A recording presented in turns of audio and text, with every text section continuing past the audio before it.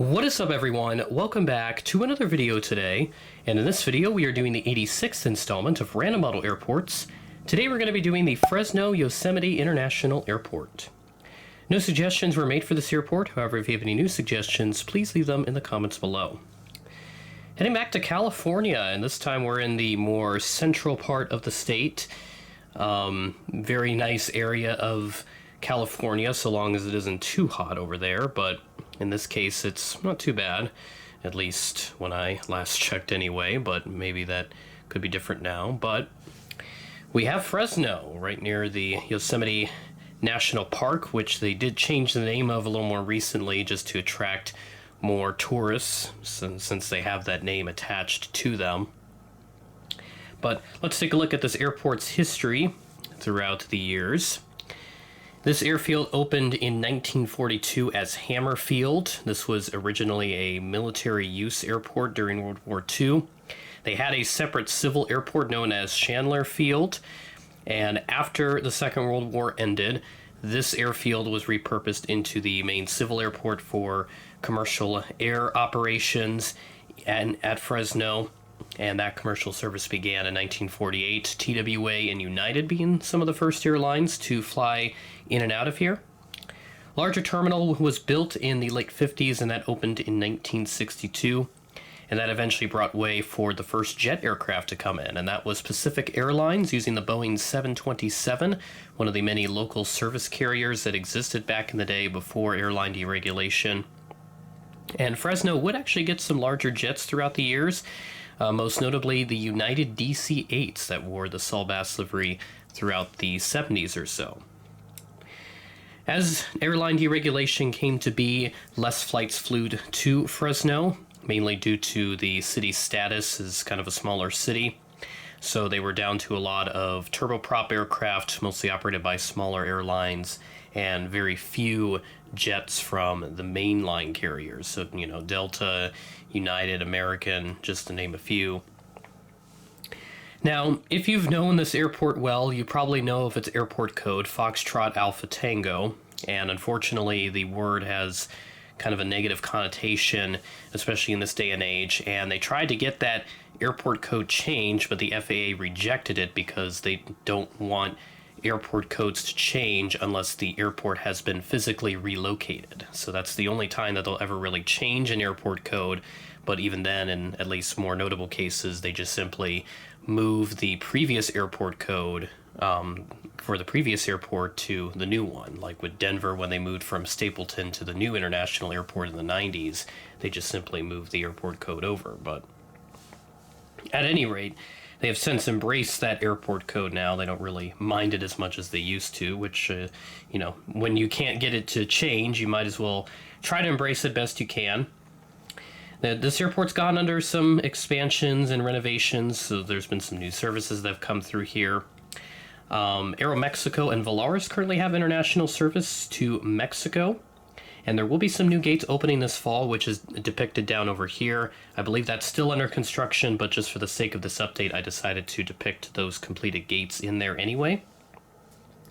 And then one new service coming to Fresno later this year. San Diego on Southwest will begin on October 2nd. So that's our sole new service that we have for this update. And we do have Southwest in this update as well from Vegas with a special livery down there, so you can probably figure out what that one is.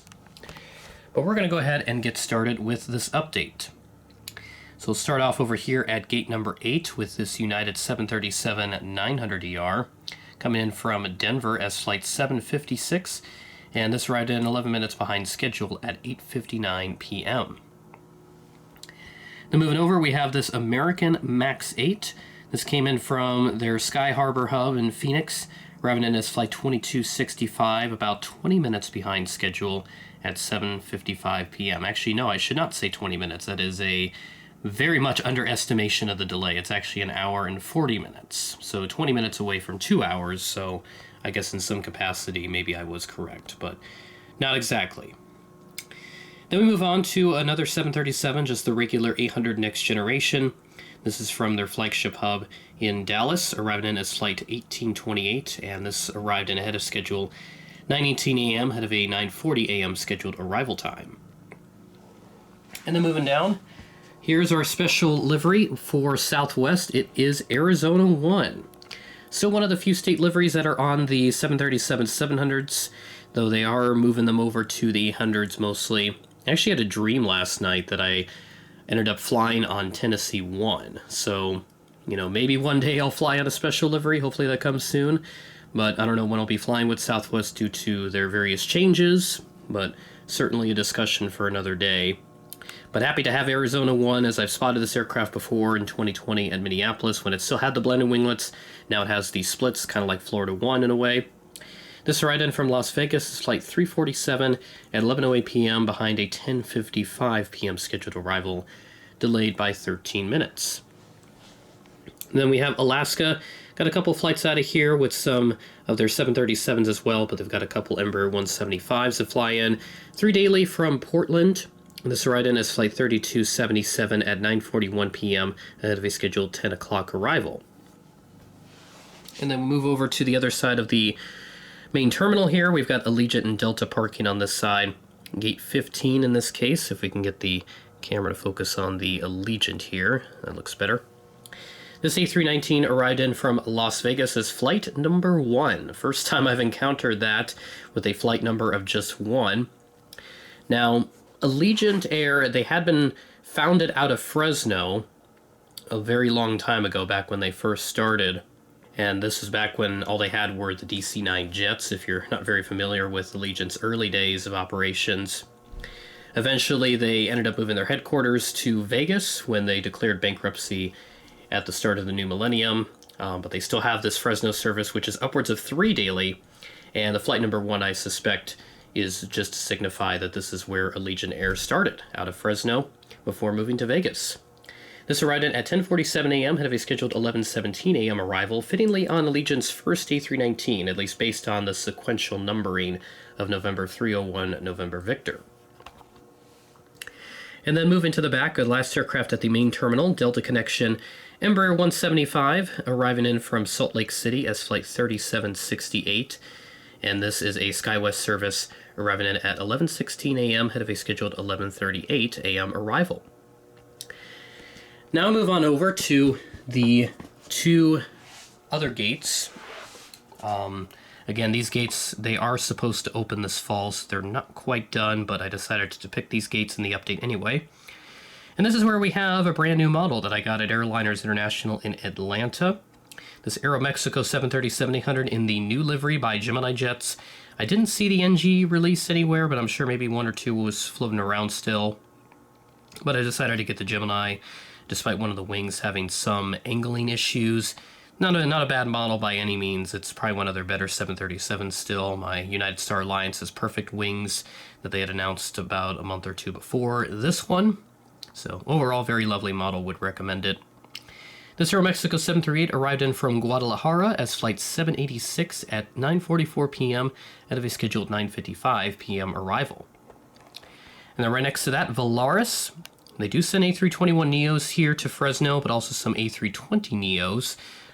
Typically, these do not arrive in from Guadalajara, those A320neos. They are from some of their other destinations, names of which I will not try to pronounce. But this A321neo is also coming in from Guadalajara as flight 1838, and this arrived in significantly delayed at 11:41 p.m., delayed from a 10 p.m. scheduled arrival. So delayed by an hour and 40 minutes. I'm not sure what that blue artifact is there. I'm not sure that's just a camera artifact or something or what. But I don't think it is, because it doesn't appear now that I pan the camera over. But I'm not sure what that was all about. Sorry if that posed a distraction to the Volaris aircraft, but we'll continue. But we are already done with this Random Model Airport update number 86. First airport update back from Airliners International. Would have had this out on Friday, but since I was still trying to recover a bit from whatever I caught on my trip, I don't know what it was, and quite frankly, I don't want to know what it was, because I'm not about that life. But at any rate, I am feeling much better now, ready to get after it with the videos that I have to make from the trip, and then also all the regularly scheduled content that I still have in the schedule as well. So plenty of airport updates to come, and I'll do my best to utilize some of the new models that I got, and that certainly is the first one right there, the Aeromexico new livery. Happy to finally have a mainline Aeromexico aircraft, long overdue addition to the collection, and does look great alongside the Volaris A321neo that I've had for a few years, which, if you're a longtime viewer of the channel, you'll remember the story behind that one. That model came in broken, since I had bought it as scratch and dent, but probably way more broken than it should have been, but at any rate, it made for a fun video way back in 2021, so I've had that model for over 4 years. But happy to have checked out Fresno, a great airport for sure, and definitely excited to see how that expansion does for them and see if they get any new services to go with it, besides the San Diego service. And I should mention as well for Delta, the Atlanta service that they have on mainline, that's going to end in September, so a bit unfortunate to see that service go since it's not marked as a seasonal, so I'm guessing looks like they're making some changes to their network. They did some route cuts and some additions as well, so moving some stuff around within their network. But other than that, that's all I've got for this Fresno airport update. With that being said, thanks for watching, and I will catch you in the next video.